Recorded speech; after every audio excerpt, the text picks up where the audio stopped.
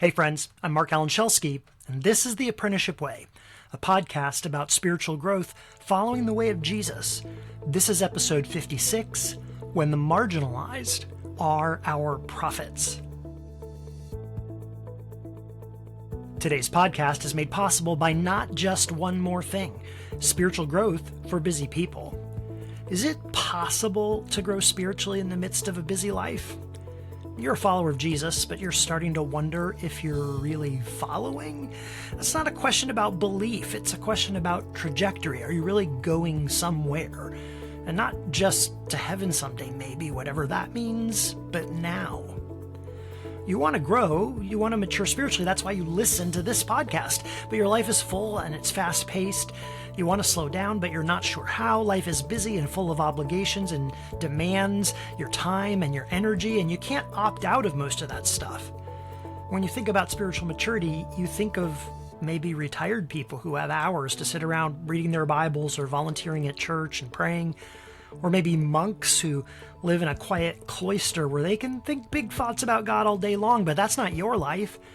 Do you wonder if it's even possible to grow spiritually in the midst of the busy life you have? Well, it is. Being spiritual when you're on vacation or when you have a lot of free time on your hands is easy. That's when you have all the time in the world for reading and reflecting and journaling, engaging in deep conversations, worshiping. Anyone can do that. But keeping your spiritual head above water when life is busy, that's the real test. Not just one more thing, Spiritual Growth for Busy People is an on-demand video course that I wrote after I saw that I kept answering the same kinds of questions when I was talking to folks as a pastor. So it's a 10-week course that will help you take small, practical steps to integrate your spiritual life into your regular life. Because the last thing you need is a bunch of homework. So I wrote this course to fit into a busy life. It's one short video each week, less than 10 minutes long, and then 5 simple, doable experiments that you can fit into your real life for that week. Some are activities to try, some are questions to journal on, some are links to other short readings that can help, and you can work through all of this in 10 to 20 minutes a day if you follow along for 5 days a week. And it's just $10. I invite you to invest this time, a few minutes a day, 5 days a week for 10 weeks. Stick with this, and you will have the tools that will help you experience a more intentional, connected sense of God's presence, even in the middle of a very busy life. So see more about what's included or register at www.live210.com/busy.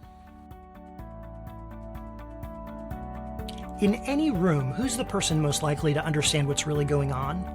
Who sees the hidden relational dynamics, the power issues, and the emotional triggers first? Is it the person in charge? The one who's used to getting what they need? Or is it possible that it's the person whose life depends on seeing these things?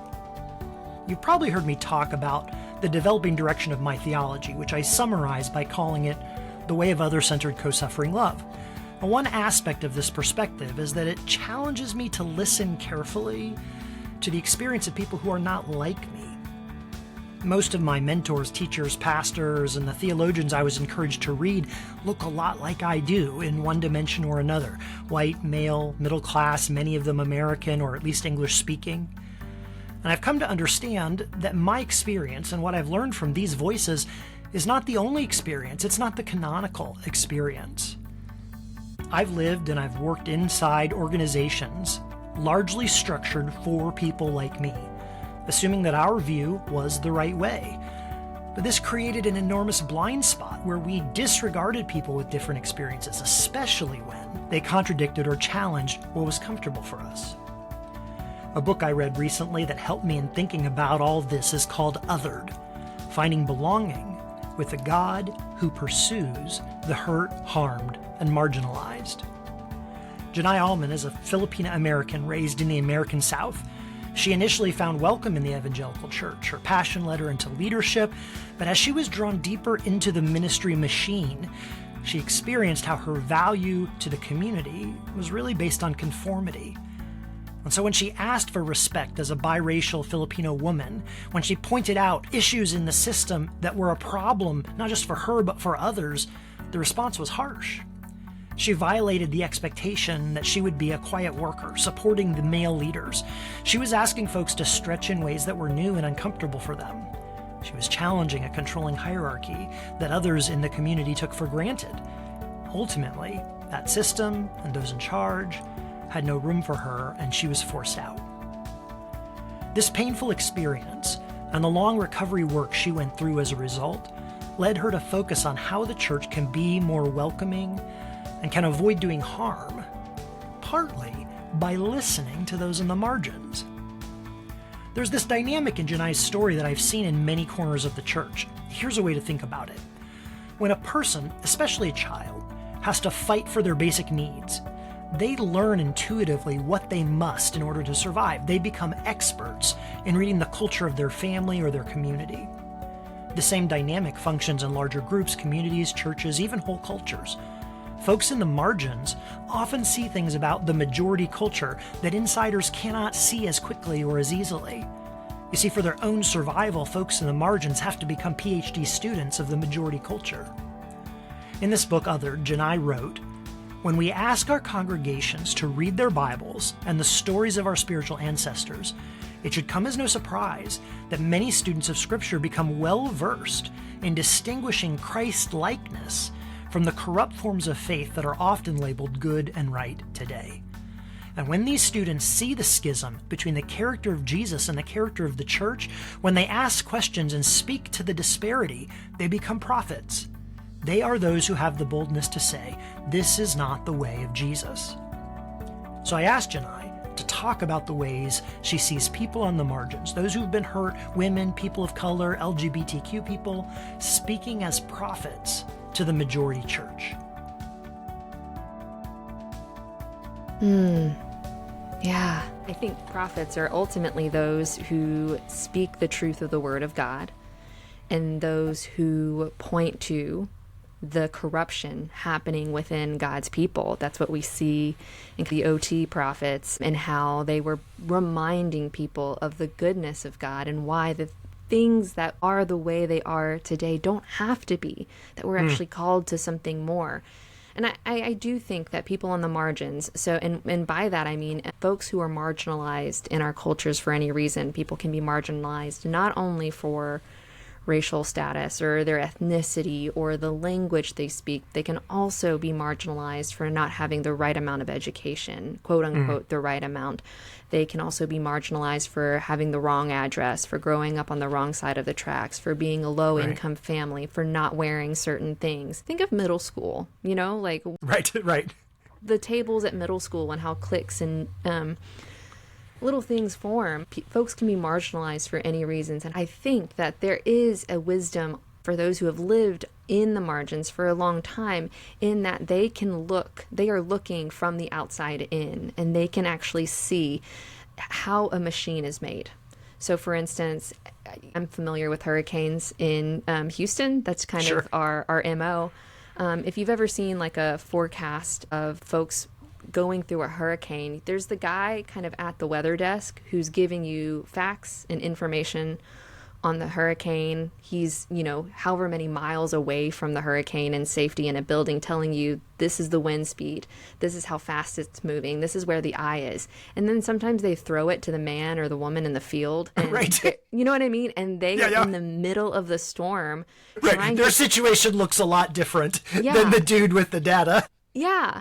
But the guy who is at a distance, kind of from the outside looking in, can actually name the machine or the mechanisms of the hurricane, the facts and figures. It's an imperfect metaphor. In a similar way, when you are distant from the machine that's wreaking havoc on a culture, and that havoc becomes normalized, those who are unable to conform to the machine, to the mold that the machine creates, are able to say, this is actually what's fracturing people. And they say that from a place that says, this is how it's fractured me. As they heal from those fractures, they can see, oh, it's actually not only fracturing me, it requires the fracturing of every other person. But that fracturing has become so normalized, and people have been more easily assimilated. Other than marginalized folks, people who are disabled, who don't fit those molds, have a hard time assimilating and conforming to the mold. And so they are better able to see the havoc of what quote unquote normal behavior in a church does to a community. It's sort of the deal where I wear a certain pair of shoes, for instance, that I really love and they're really comfortable to me. And I, declare their wonderfulness and recommend them to friends. And then you go buy a pair of those shoes, and because your feet are a different shape than mine, there's a place in the shoes that rubs on your feet uncomfortably. And every time you walk in them, you're feeling that pain. And I don't know that exists because the shoe fits my foot. Yeah. And if I've been part of helping create the shape of the shoe or creating the shape of the system that I'm part of course it's going to fit me because I've already done the work to get rid of the rough edges, because that's what we do as humans. We want life to not have discomfort. And so whether it's through power or over the course of time, through generational practice, we've shaped the shoe that we live in a certain way. And when somebody else is in that, they're like, oh, it only ever gives me a blister on this one spot. Can you do something about that? Yeah. And then I say to you, it does not. It doesn't give a blister. It's been perfectly designed to not give a blister for me. Yeah. Yeah. It's kind of the distinguishing factor between relative truth or experience versus like absolute truth being defined by a very, very specific relative experience. And that's so damaging when other people don't fit into that sort of narrative. So you said another spot in Othered, you said this sentence which caught my attention, and I think it would be good for you to talk about it a little bit. You said marginalization is a form of taking God's name in vain.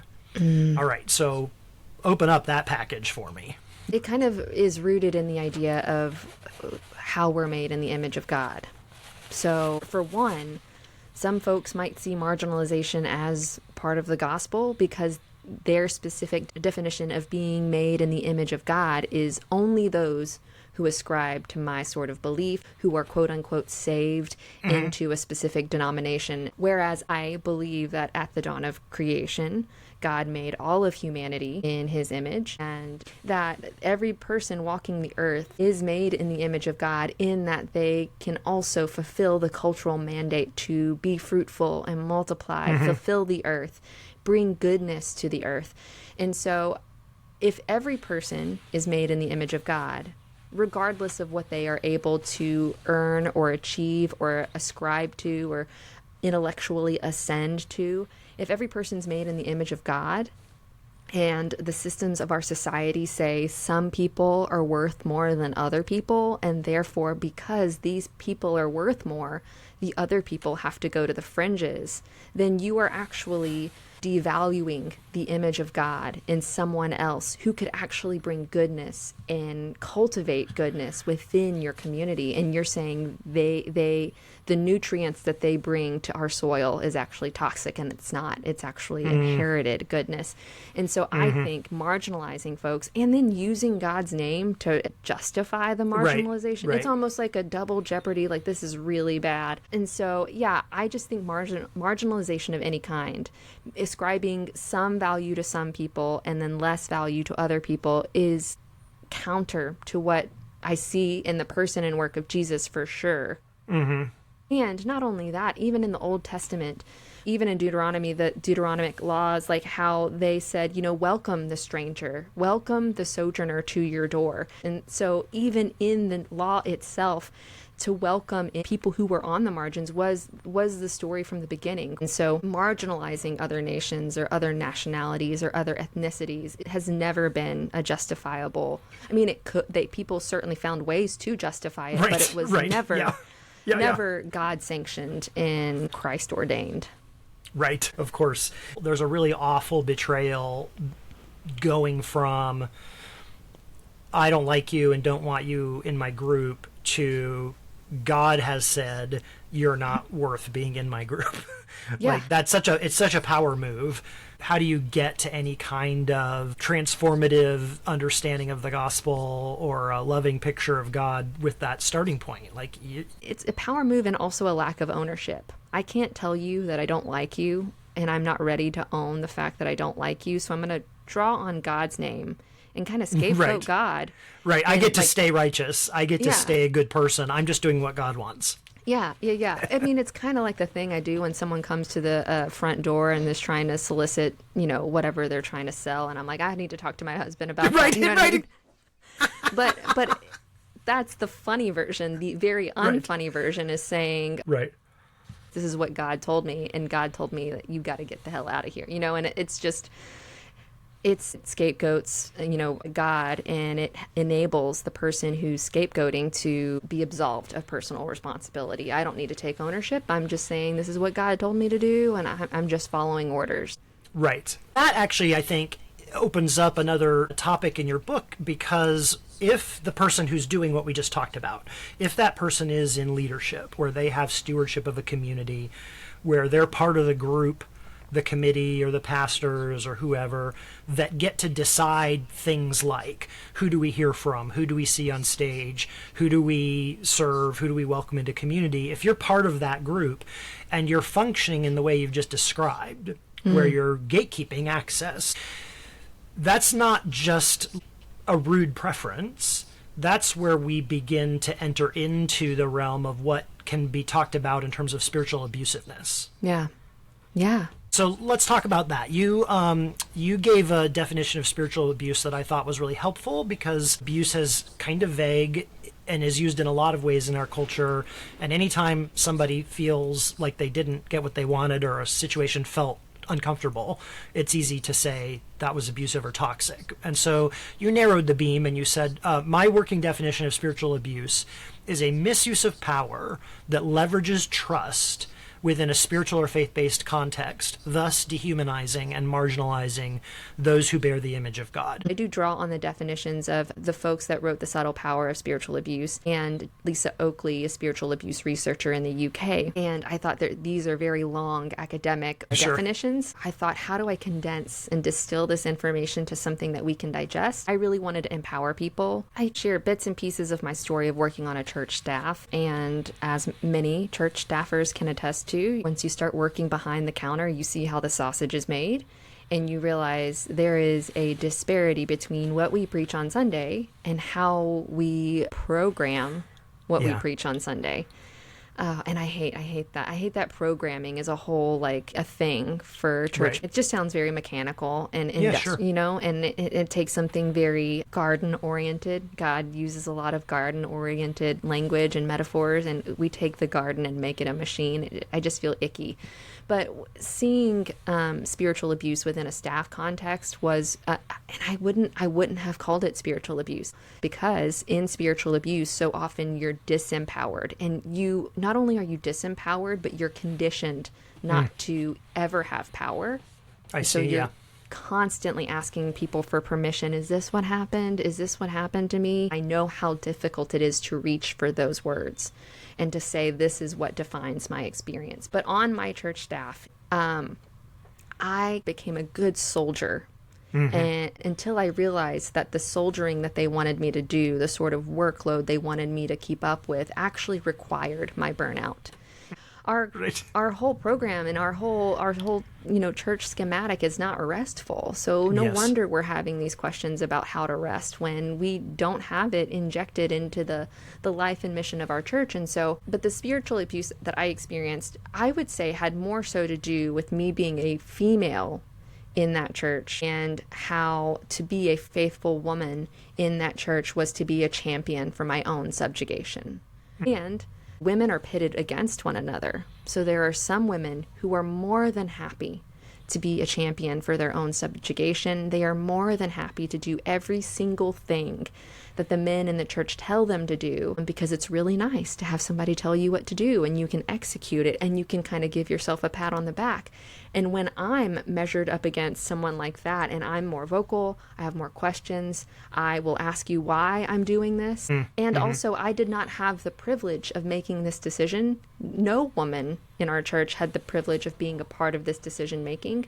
So please let me understand why you're asking me to do this, and also explain to me why you're asking me to ask others to do this, because if I'm trying to sell this to other people, I need you to tell me. I want to believe in why this sort of like volunteer workload is worth it. And so, and those sorts of questions get you in trouble when you don't fall in line, and there are other people who are falling in line. And so ultimately sticking up for myself over and over and over again, as you can imagine, they called me harsh and abrasive. You're harsh and abrasive for asking questions and for advocating for myself. And I wouldn't learn, quote unquote, learn my lesson, and it had me booted from the church. And so I realized they had leveraged their trust and their relationship with me. And these folks were folks that I knew for a very long time.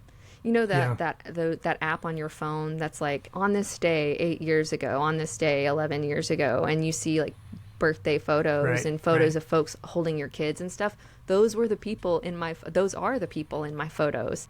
Yeah. We had a lot of life experience and loving moments with one another before I went on staff. I was at the church for 11 years, and it was only the last 3 years when I was on staff. So a lot of familial connection with them, a connection that I had chosen. I opted in.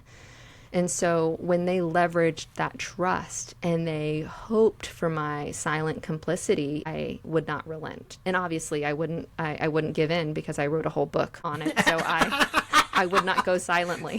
Right. That's funny. Yeah. Well, first off, it's so frustrating to me that happened, and it's sad to me that it happened to you. It shouldn't have happened that way. That's not the way that I think a church following the way of Jesus would treat people. You know, there's this very bizarre mechanical process where those people who, you know, come in and experience love and belonging and transformation and demonstrate their passion, they become leaders, and the leadership demands are high, and it burns them out. They end up having to graduate their church if they're going to be healthy, because it's not possible to do the kinds of things that maturing spiritual life requires in a world that's all about fast-paced content production and community management. And it just sucks, because that's the model that is so popular right now.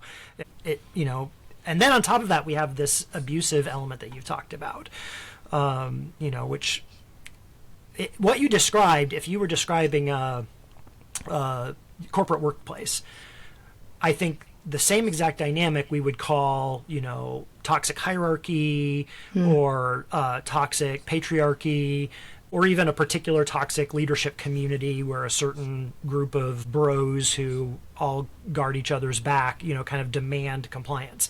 But then you put that in the church, and now those people are doing the same thing, but they're saying explicitly or implicitly, this is God's will. Yeah. Right? Like, it's God's will because we're the ones who've been elevated to leadership, so God chose us. And it's God's will in, the complementarian theology. It's God's will in your design as a woman. And, the accusation of being, you said, harsh and... Abrasive, right? So if I were to say, okay, you're accusing someone of being harsh and abrasive, what's the thing you're wanting them to be? You're wanting them to be soft and compliant? Okay, yeah. What does that say about you and the system, if that's what you need people to be? Yeah, well, I'm so sorry. It was their way of making me the problem. Like, in my advocacy of a better workplace, a better systems in place, even better work-life balance, it was me pointing at the problem. These are the problems within the system. This is the group dynamic that we've made normal, and I'm saying it shouldn't be made normal. Because I wasn't the first person in my position. They cycled through many people in my position, and they were burning people out. And I kept thinking, like, this is actually a doable job. Like, I could see how, boundaries and safeguards could be put in place so that this job actually becomes doable and you stop burning through people. And so instead of looking at the problem and helping me address the problem, they made me the problem. They could pluck me out and then return to homeostasis. Unfortunately, that also wasn't the case, because I kept talking about it, and then I got on social media and started talking about it because they wouldn't let me talk to members. And so members were following me on social media, so I kept talking about it. I never let them return to homeostasis, and I don't feel guilty about that. I think Jesus came, and he came to bring peace, and he came to bring just be a compassionate presence in the world. And I think he also came to be a good troublemaker. And so I endeavor to be a good troublemaker when places of toxicity hurt people. When you talked just now about this situation, you identified the central marginalization as being a woman in this community that structurally and theologically saw women in a subservient role. They would say a complementarian role, different gifts, but apparently one of the gifts that they want to see manifested is being quiet and not upsetting our apple cart. I don't know that that's a spiritual gift. I don't see that in there anywhere. Talk a little bit about both, the dynamic for you as a woman in that environment, and maybe how were women able to see more clearly what was going on in this community and what this community needed in ways that the leadership just couldn't see.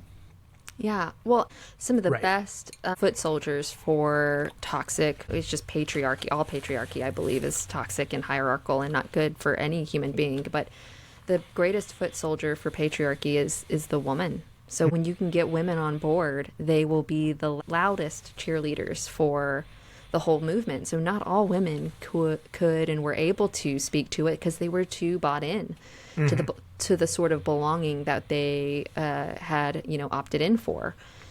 And I think in this particular regard, not only was I a woman, I was the only person of color on our church staff. I was the only person who, the only person who had an immigrant for a mother. So I know what it is in Texas. That's crazy. Yeah. In Texas. Yeah, especially in Texas. I also grew up. Are you familiar with adverse childhood experiences? Yeah. So my ACEs score is 8. Okay. It's a high ACEs score. So a lot of childhood trauma, domestic violence, all these sorts of things. And so I had a very particular view on what should be normal. And over time, I think my view of normal was just safety, Sure, right.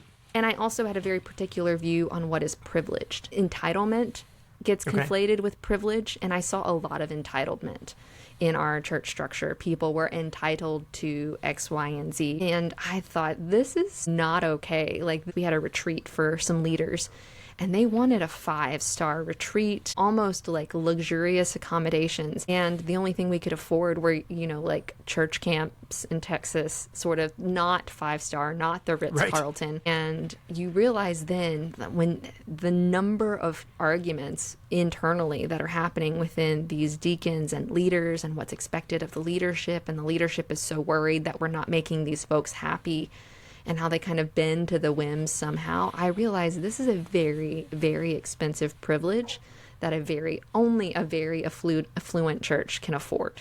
This, not only were we focused on this, we were not focused on feeding or helping the unhoused, or we weren't actively engaged in like other actually merciful ministries. From my perspective, I thought, this is a luxury. I never had a vacation as a kid. And so when I saw that the norms were something that my family growing up could not conform to, I realized I have a very different perspective than a lot of these people. Now I know that a differing perspective is not bad. It's actually holistic and good and helps build for a more holistic church. At that time, I would just close my mouth and realize I am the outlier. And so I would keep quiet because there was no value to my perspective. Right. And at some point it's costly, and you have to decide if that cost is worth it. Yeah. You talked about that there were women who either couldn't see or wouldn't speak out about the situation because of the cost to themselves, right? They have a certain amount of power. They have a certain amount of social respect in that community. And to speak out against it is going to be harsh and abrasive, right? We know. Yeah. And, what's that going to mean and all of that. That's a struggle for any organization, even if we picture in our minds some ideal church that's doing it right. You still have the dynamic that the folks who are planning are humans, and humans are discomfort averse, and we then tend to plan things that are comfortable for us, even well-intentioned people, right? Like, I certainly have, planned retreats and been one of the people that was like, I'm old. I would really like a more comfortable bed. Can we make that happen? But then to have somebody else in the room that can say, that's going to make the cost inaccessible to people. Is accessibility a value of what we want to accomplish here, right? And then if I'm in a good space, I'm like, oh, of course. Sorry, I got distracted for a moment. You're absolutely right. What can we do? But in an environment where there's no voices to say, have you considered this implication of that thing that's comfortable for you?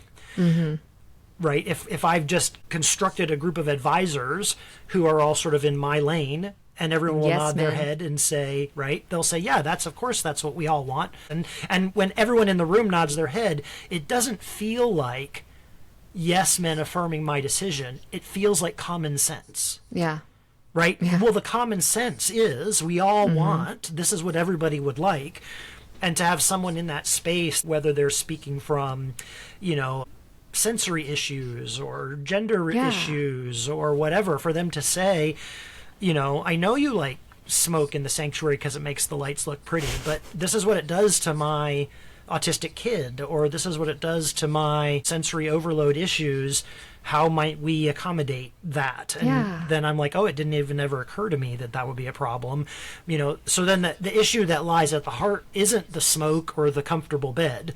The issue is, because of the power structure, we had a community of people making these decisions in a way that was closed to the input of the lived experience of people that aren't like that group of leaders. So then that immediately says, well, we should have diverse groups of leaders on purpose so that we avoid that. Is that all tracking? Yes, I would say like when it's kind of a hive mind and everybody thinks the same thing, is on board with the same thing, and dissent is not allowed. Right. The system itself hinges on marginalization. It does marginalize that you have no other dissenting voices. My undergrad's in behavioral health, and I was writing and studying groupthink as a phenomenon in a group dynamics class, and I was encouraged to research different scenarios in the news that might have been groupthink. And two scenarios that I studied, one was Enron. Enron happened in Houston. And I also studied groupthink in terms of the abuse scandal at Penn State. And I realized, there were actually a lot of people who could have been dissenting voices to the system. But the system was organized such that dissension was punished. And so no one brought a dissenting opinion, or no one was willing to call foul because it would cost them too much. Ultimately, it cost those institutions a lot and the victims so much. And so when you have a system that actively discourages dissent or differing opinions, it's going to inevitably hurt someone, if not immediately, then somewhere down the line, because the system hinges on marginalization. And marginalization is dehumanizing to someone. I remember studying that and thinking, oh my gosh, I am living the case study for what I should be writing on. But I can't write on my church staff for this class. And so it's so infuriating almost to be living it. It probably made me seem more harsh and abrasive because I was trying to say, this is what I'm learning. Don't you see? Right. And so, yeah. And this is why women shouldn't learn, Jenai. I know. There's that line in Pride and Prejudice that Lady Catherine de Bourgh says of Elizabeth Bennet, if anyone's familiar, obstinate, headstrong girl. And I got a shirt that says obstinate, headstrong. I should have wore it for the interview. It is like my favorite shirt to wear to places because I now see that in cases where harm and toxicity and marginalization and dehumanization are normal, I want to seem obstinate and headstrong in those spaces. Well, okay, so that's funny, but also it feels like a really important thing to sit on for a minute. I think an awful lot of us are, whether by temperament or perhaps coping mechanisms or residual untreated trauma, I think a lot of us are conflict averse. And when you put a community together, there's going to be differences of opinion, always. So then if it feels like sharing my opinion is going to result in conflict, then there's a calculation that people do, often intuitively, without even thinking it through, that expressing that is going to hurt too much. It's going to be uncomfortable. It's going to be awkward. That's a word that gets used a lot these days. And awkward just means it's the tip of the iceberg of discomfort that I don't want to think about any deeper than that. It was just awkward. You're wearing this t-shirt that says what it says. And the reality is that if you're in a community where the culture is, we don't disagree. We're nice people. We're good people. We're kind people, right? having conflict isn't a part of what a good church would be, because we're all the fruits of the Spirit and we get along. Isn't that wonderful? And then we all sort of collude that we're going to behave that way, because of course, I prefer to be thought of as nice than obstinate, right? But the trouble for me is, because people listen to my voice, because I can walk into the room in any leadership conversation in my community and immediately have some level of respect, I then can say it's important to be nice. Yeah.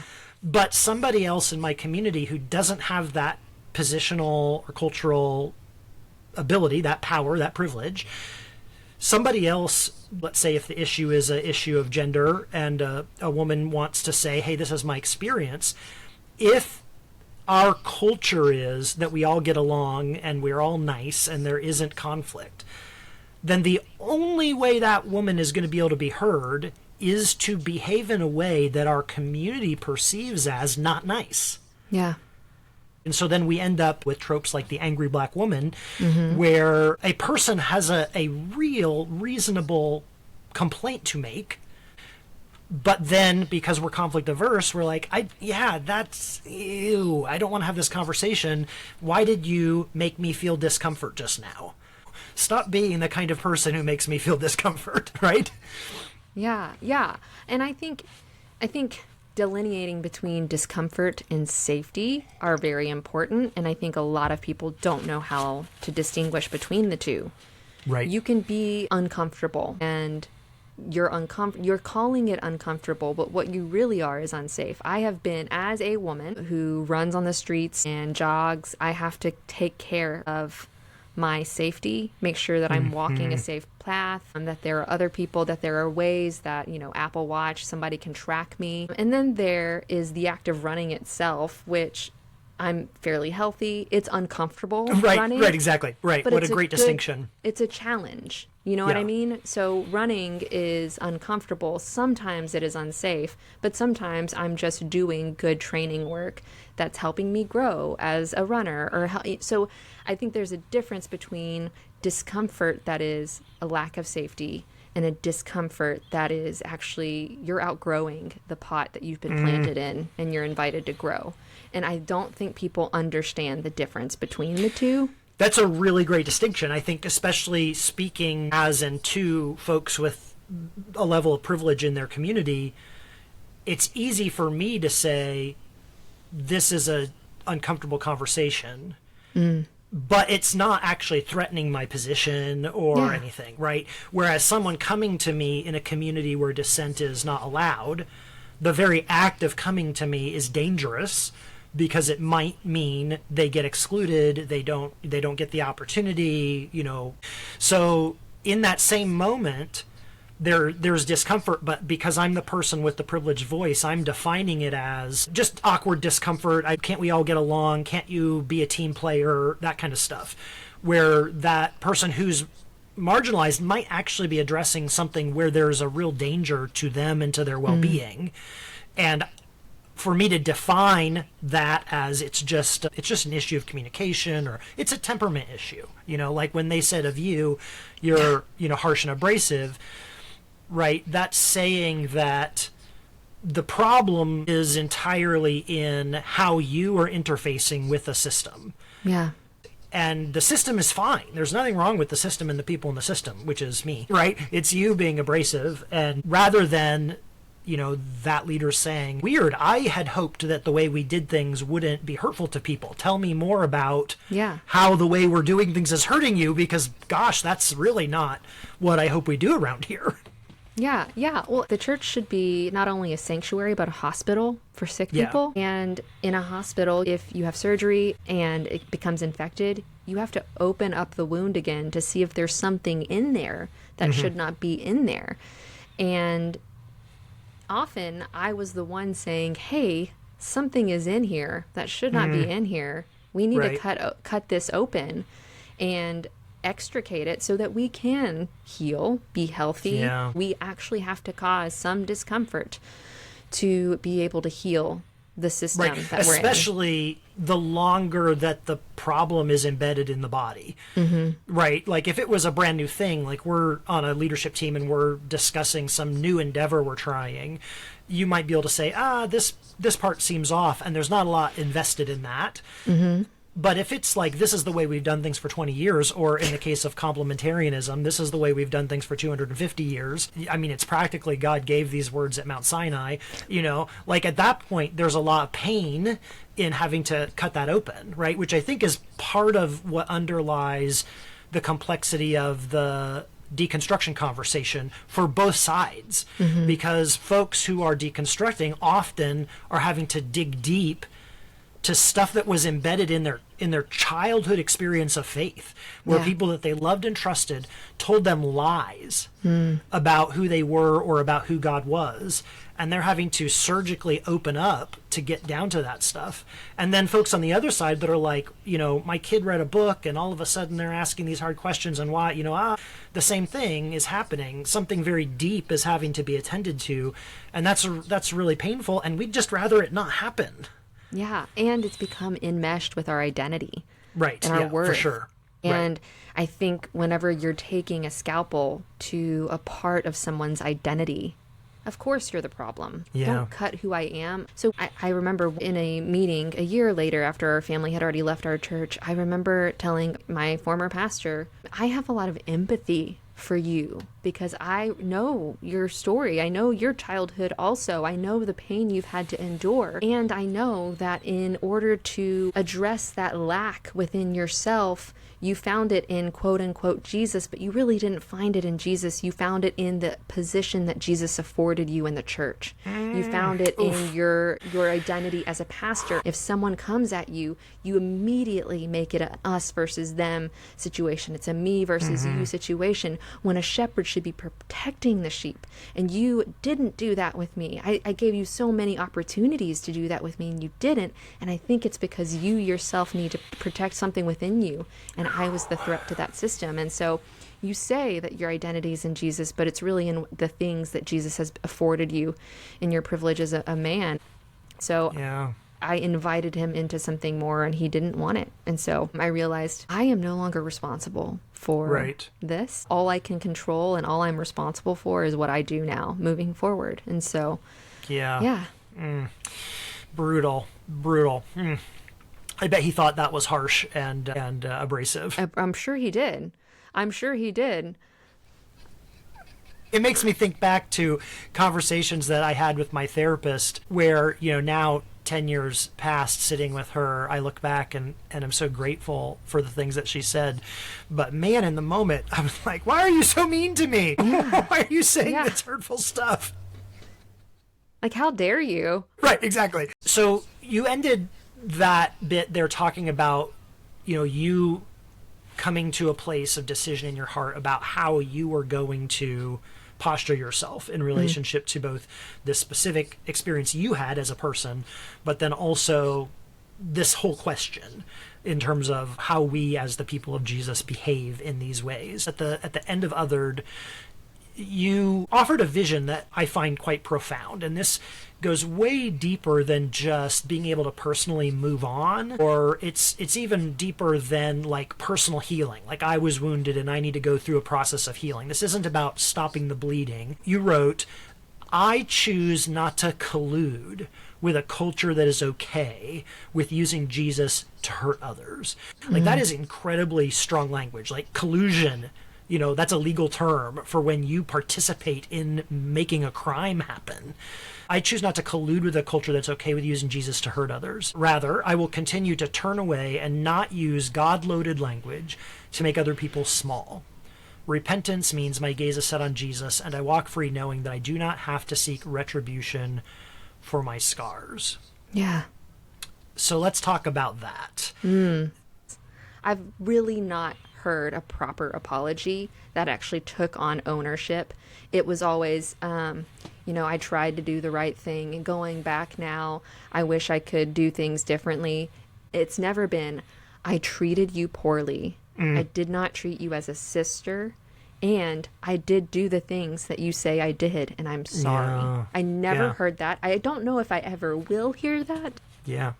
And I realized that my moving forward could not hinge on me hoping to hear that one day. So my whole personhood and what I do and how I move throughout the world, how I bring goodness to the world, meant that I needed to find healing some other way. Right. And if they weren't going to help kind of excavate all of the harm that they had done, I thought, I'm going to find another way to do it. Because, again, petty, but also stubborn, these men do not get to hold any sort of control of my faith. They don't get to control my story.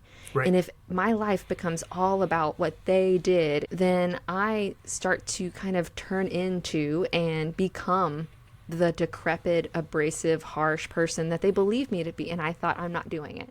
I'm not playing into your game. The biblical idea of repentance, it's not just an I'm sorry. It's a total transformation into a new sort of human. I will no longer walk in the way of the world. I will walk in the way of Jesus. And so after a time of significant mourning, that's exactly what I turned to in the Bible. What is the way of Jesus? What did he actually do? Who did he go to? And I realized repentance is just listening to people and caring for them. Yeah. It doesn't have to be creating a culture where it's us versus them. I can avoid that. I can even avoid that in my own healing and in my own pursuit of justice. I can avoid creating us versus them culture. And I realized I am not going to fight the machine with another machine. In every way that I can, I want to beat my swords into plowshares. I want to cultivate goodness. What I can do is cultivate goodness through the stories I tell, through the words that I write, and through the hope that I offer in those stories. And so I think practicing repentance is breathing life into the world, just as life has been breathed into me by God, by the Spirit of God, the breath of God that dwells within me. I want to breathe life into the world so I can heal my wound. My life doesn't have to be all about my wounds, but in my resurrected life, I can bear the scars of my wounds and say, I actually lived. And now from this place of resurrection, I want to breathe life into others as well. And that's what I tried to do and othered. What happened for you when you heard Jenai's words, I choose not to collude with a culture that uses Jesus to hurt others? Don't let those words float by. Allow them to sink in and do their work in you. Have I colluded in harm the church has done? Maybe I just didn't want to rock the boat. Maybe I needed the community for my own sense of security more than I needed the community to be equitable for other people. Maybe I was distracted. Maybe I was part of the sausage making, and the truth is that in most modern American churches, the pressure to build a great program that's never more than 6 days away is unstoppable. Even if I didn't intend harm, even if I think of myself as someone who follows Jesus and wants to care for those around me, even then it's possible I have colluded with harm done. So what now? Well, like Jenai, we have a choice. When and where we see harm being done, we can decide not to contribute to it. We can choose to raise our hand in the committee meeting and say that we're rushing, and in our rush we might be overlooking or inadvertently hurting people. As a respected middle-aged white pastor, I can make sure that when women or people of color speak up in the circles I'm part of, they're heard rather than ignored, or worse, having their ideas co-opted by other people. We get to choose where to give our money, and we can choose to not give when it seems like the organizations we've been supporting are doing harm. We can speak up and say, it doesn't have to be like this. That's what I hope I'm doing. I hope that's what all of us in this odd extended community of Jesus followers who've stepped away from fundamentalist ways of holding faith are willing to do, even when it costs us. Toward the end of Othered, Jenai wrote, living resurrected means I not only fight for the flourishing of my own community, I seek the flourishing of the nations, of everyone. I turn away from and no longer live a life of control, coercion, colonization, or conquest. That sounds to me very much like Jesus. And that's the shape of faith I want to be formed in. May you have the courage to consider the ways that you've participated in othering and to step away from those paths. Thanks for listening. If this conversation has intrigued you, I recommend you check out Jenai's book, Othered, Finding Belonging with the God Who Pursues the Hurt, Harmed, and Marginalized. You can find it in all the book places. You can also learn more about her and what she's up to at her website, www.jenaiauman.com. Notes for today's episode and any links that were mentioned you can find at www.marcalanschelske.com/TAW056. Did you like this? Well, there's more. Subscribe to Apprenticeship Notes. That's my email newsletter. It's monthly-ish, really about 8 to 10 times a year. It includes an exclusive essay that you won't find anywhere else, insider commentary on my podcast and blog posts, books I recommend, and more. You'll get a free little book when you register. It's called The Anchor Prayer, a prayer and practice for remaining grounded in a chaotic world. In this little book, I teach a spiritual practice that I've been using for several years in this time of anxiety and uncertainty that has really been meaningful to me. So subscribe, get that little book at www.marcoptin.com. Until next time, remember, in this one present moment, you are loved, you are known, and you are not alone.